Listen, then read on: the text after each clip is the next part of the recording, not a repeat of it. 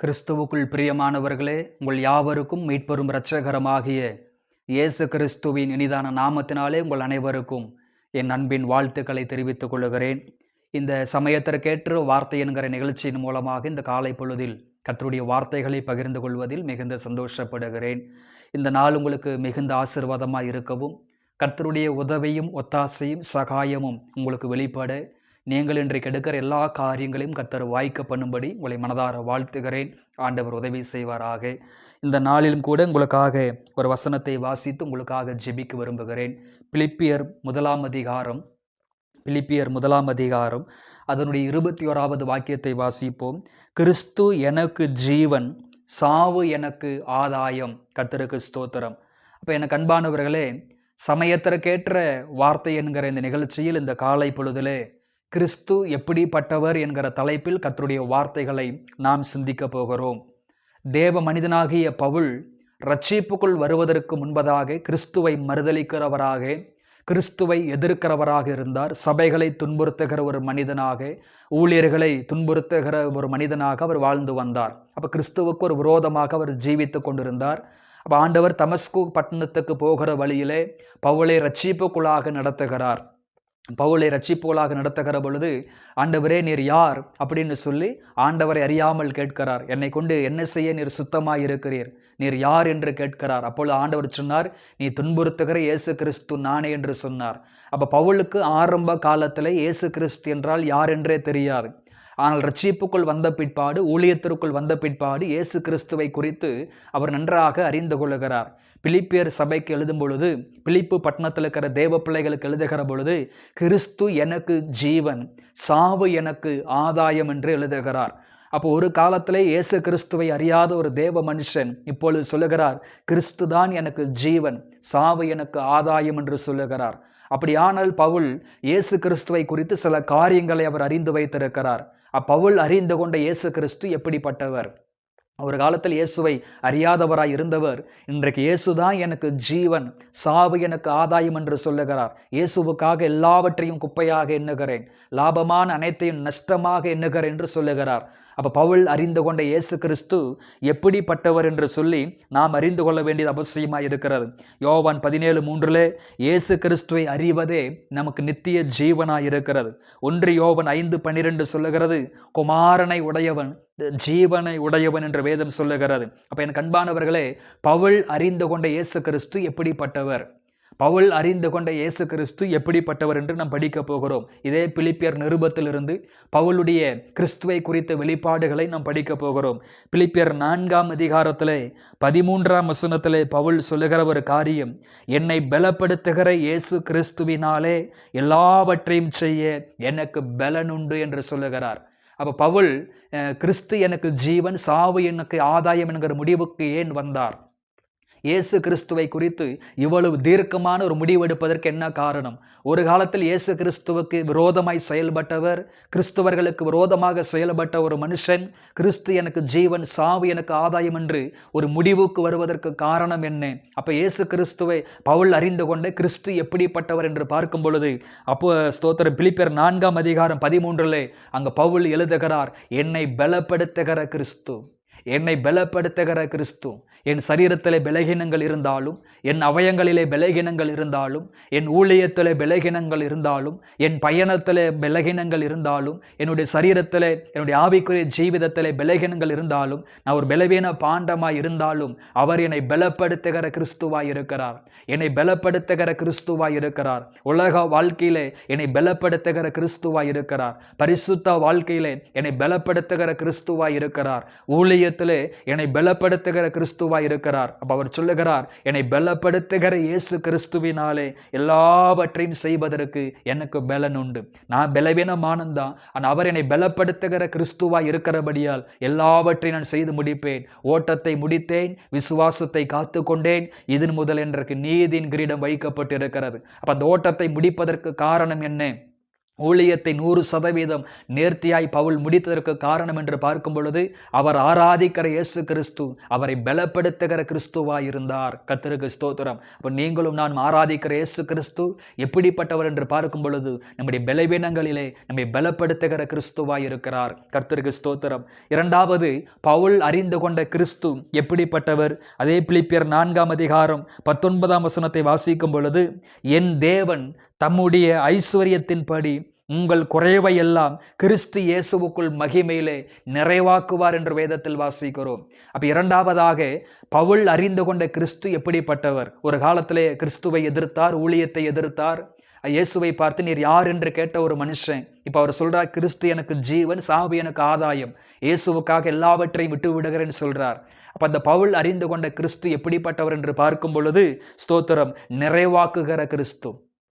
என் தேவன் தம்முடைய ஐஸ்வர்யத்தின்படி உங்கள் குறைவையெல்லாம் கிறிஸ்து இயேசுவுக்குள் மகிமையிலே நிறைவாக்குவார் என்று வேதத்தில் வாசிக்கிறோம். அப்போ நாம் குறைவுள்ளவர்கள் தான், நம்முடைய குடும்பம் குறைவுள்ளது தான், பொருளாதாரத்திலே குறைவுள்ளவர்கள், ஐஸ்வர்யத்திலே குறைவுள்ளவர்கள், ஞானத்திலே குறைவுள்ளவர்கள், படிப்பிலே நாம் குறைவுள்ளவர்கள், சமுதாயத்திலே நாம் குறைவுள்ளவர்கள், ஸ்தோத்திரம் கிருபையிலே நாம் குறைவுள்ளவர்கள், வரங்களிலே நாம் குறைவுள்ளவர்கள் தான். அப்போ நீங்களும் நானும் தேவனுக்கு முன்பதாக நிறைவானவர்கள் கிடையாது, குறைவானவர்கள் தான். ஆனால் இயேசு கிறிஸ்து எப்படிப்பட்டவர்னா நம்முடைய குறைவை எல்லாம் கிறிஸ்து இயேசுவுக்குள் மகிமையிலே நிறைவாக்குகிறவராய் இருக்கிறார். உங்கள் குறைவுகளை அவர் நிறைவாக்குகிற தேவனாய் இருக்கிறார். அப்ப பவுல் சொல்லுகிறார், நாங்கள் குறைவுள்ளவர்கள் தான், நான் குறைவுள்ளவன் தான், ஆனால் ஆராதிக்கிற இயேசு கிறிஸ்து, நான் ஊழியம் செய்கிற இயேசு கிறிஸ்து என் குறைவை எல்லாம் நிறைவாக்குகிறவராய் இருக்கிறார். 5 அப்பங்களையும் 2 மீன்களை கொண்டு 5000 பேருக்கு மேலாக போஷித்து மீதி 12 கூடைகளை எடுக்கும்படி ஆண்டவர் நிறைவான ஆசீர்வாதத்தை கொடுத்ததாக வேதத்தில் படிக்கிறோம். மூன்றாவது, அந்த இயேசு கிறிஸ்து எப்படிப்பட்டவர்? பவுல் அறிந்து கொண்ட இயேசு கிறிஸ்து எப்படிப்பட்டவர்? பிலிப்பியர் 4 6-7 வாசித்து பார்க்கும் பொழுது, நீங்கள் ஒன்றுக்கும் கவலைப்படாமல் எல்லாவற்றையும் குறித்து உங்கள் விண்ணப்பங்களை ஸ்தோத்திரத்தோடு கூடிய ஜெபத்தினாலும் வேண்டுதலினாலும் தேவனுக்கு தெரியப்படுத்துங்கள். அப்பொழுது எல்லா புத்திக்கு மேலான தேவ சமாதானம் உங்கள் இருதயங்களையும் உங்கள் சிந்தைகளையும் கிறிஸ்து இயேசுவுக்குள்ளாக காத்து கொள்ளும் என்று வேதத்தில் வாசிக்கிறோம். அப்போ மூன்றாவதாக அங்கு சொல்லப்படுகிற ஒரு காரியம் என்னவென்று சொன்னால், ஸ்தோத்திரம், சமாதானத்தை தருகிற கிறிஸ்து.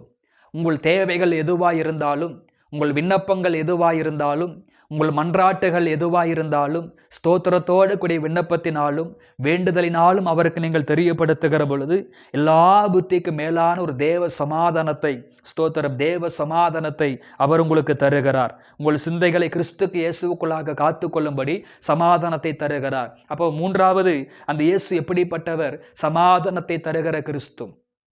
கஷ்டங்கள் இருக்கலாம், பாடுகள் இருக்கலாம், உபத்திரவங்கள் இருக்கலாம், நெருக்கடிகள் இருக்கலாம், வேதனைகள் இன்னல்கள் இருக்கலாம், எவ்வளவு துயரமான காரியங்களாக இருந்தாலும் அவருடைய சமூகத்தில் நாம் அதை தெரியப்படுத்துகிற பொழுது எல்லா புத்திக்கு மேலான ஒரு தேவ சமாதானத்தை அவர் தருகிறவராய் இருக்கிறார். பாருங்கள், பிலிப்பியர் நிருபத்தை எழுதுகிற பொழுது சிறைச்சாலையில் இருந்து இந்த கடிதத்தை எழுதுகிறார். 4 சொல்லுகிறார், கர்த்தருக்குள் சந்தோஷமாய் இருங்கள்.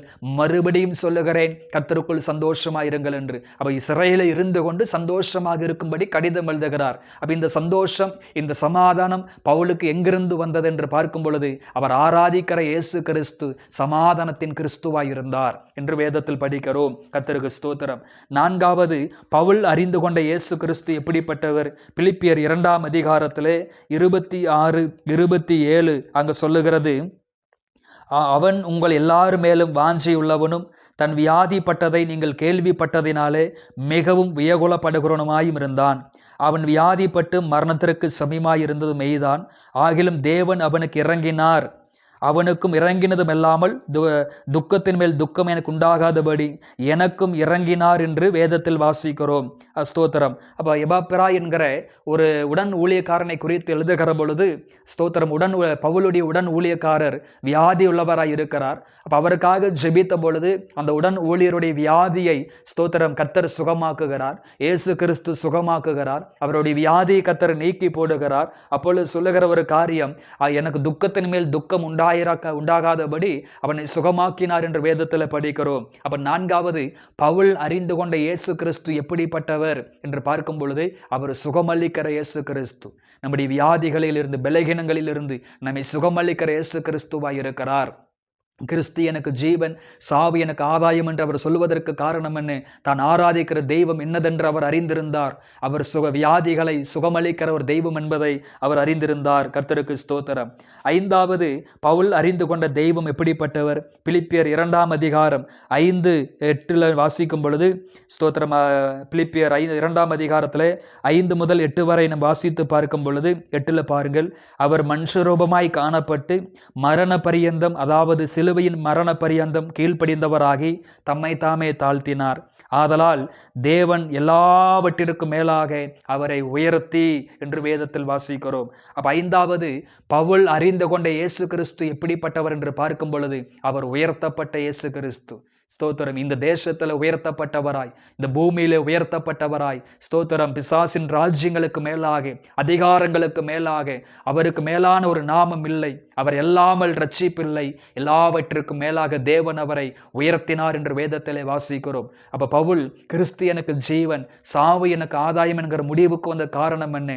பவுல் அறிந்து கொண்ட கிறிஸ்து எப்படிப்பட்டவர் என்று பார்க்கும் பொழுது அந்த கிறிஸ்து எல்லாவற்றிற்கும் மேலாக உயர்த்தப்பட்டவராய் இருக்கிறார். ஸ்தோத்திரம். தம்மை தாமே தாழ்த்தியதனாலே, தம்மை தாமே வெறுமையாக்கினதனாலே அவர் எல்லாவற்றிற்கும் மேலாக உயர்ந்தவராய் இருக்கிறார். கர்த்தருக்கு ஸ்தோத்திரம். 6வதாக பிலிப்பு அறிந்து கொண்ட ஸ்தோத்திரம், பவுல் அறிந்து கொண்ட கிறிஸ்து எப்படிப்பட்டவர்? பிலிப்பியர் 3ஆம் அதிகாரம் 20வது வாக்கியம் சொல்லுகிறது, நம்முடைய குடியிருப்போ பரலோகத்தில் இருக்கிறது, அங்கே இருந்து கர்த்தராய் இருக்கிற இயேசு கிறிஸ்து என்னும் இரட்சகர் வர எதிர்பார்த்து காத்து கொண்டிருக்கிறோம். கர்த்தருக்கு ஸ்தோத்திரம். அப்ப 6வது பவுல் ஆராதிக்கிற கிறிஸ்து எப்படிப்பட்ட, பவுல் அறிந்து கொண்ட கிறிஸ்து எப்படிப்பட்டவர் என்று படிக்கும் பொழுது அவர் வரப்போகிற கிறிஸ்துவாய் இருக்கிறார். சீக்கிரம் அவர் வரப்போகிறார். ஸ்தோத்திரம். அவர் சீசர்களை ஆசீர்வதித்து பரலோகத்திற்கு எடுத்துக் கொள்ளப்படும் பொழுது நான் சீக்கிரமா வருவேன்னு சொன்னார். மீண்டும் உலகத்திற்கு அவர் வருவேன்னு சொன்னார். இயேசு கிறிஸ்துவின் 2ஆம் வருகை மிகவும் சமீபமாய் இருக்கிறது.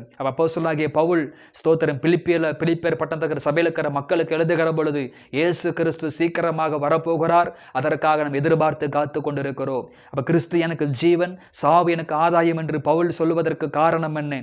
பவுல் அறிந்து கொண்ட கிறிஸ்து எப்படிப்பட்டவர்னா அவர் சீக்கிரமாக வரப்போகிற கிறிஸ்துவாய் இருக்கிறார்.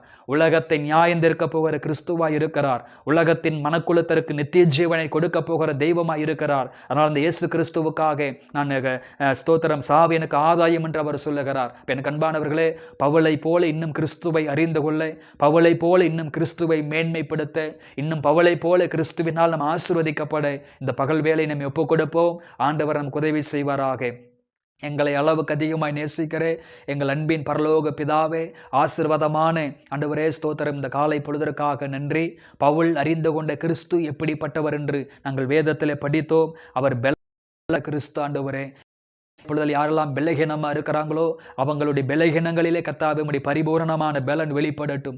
ஆவியிலே பலன், ஆத்துமாவிலே பலன், சரீரத்திலே பலன் வெளிப்படட்டும் ஆண்டவரே ஸ்தோத்திரம். எல்லா குறைவுகளையும் கிறிஸ்து இயேசுவுக்குள் மகிமையிலே நிறைவாக்கும் ஆண்டவரே. கவலையோடும் கண்ணீரோடும் துக்கத்தோடும் அப்பா ஸ்தோத்திர தேவ சமூகத்தில் அமர்ந்து ஜெபிக்கிற அந்த பிள்ளைகளை எல்லா புத்திக்கும் மேலான ஒரு தேவ சமாதானம் பிள்ளைகளை நிரப்பும்படியாக ஜெபிக்கிறேன். வியாதிகளை சுகமாக்கும்படியாக ஜெபிக்கிற ஆண்டவரே. எல்லா தடைகளை மாற்றி போடும்படியாக ஜெபிக்கிறேன். அப்பா ஸ்தோத்திரம். இந்த நாள் இந்த பிள்ளைகளுக்கு மிகுந்த ஆசீர்வாதமா இருக்கட்டும். கண்ணீர் துடைக்கப்படட்டும். ஜெயம் உண்டாகட்டும். முன் செல்லுங்க. கோணலானவைகளை செவ்வையாக்குங்க. தொழில்கள், வேலைகள் எல்லாவற்றையும் கர்த்தர் ஆசீர்வதிங்க. இன்றைக்கு அவங்க ஏறெடுக்கிற எல்லா பயணங்களும் மிகுந்த ஆசீர்வாதமா இருக்கும்படி மனதார ஜெபிக்கிறேன். எல்லாவற்றையும் பொறுப்படுத்திக் கொள்ள பலப்படுத்தும். இயேசுவின் நாமத்தில் பிதாவே, ஆமேன். கிறிஸ்துவுக்குள் பிரியமானவர்களே, இந்த வார்த்தைகளின் அடிப்படையிலே ஆண்டவர் உங்களை ஆசீர்வதிப்பாராக. God bless you.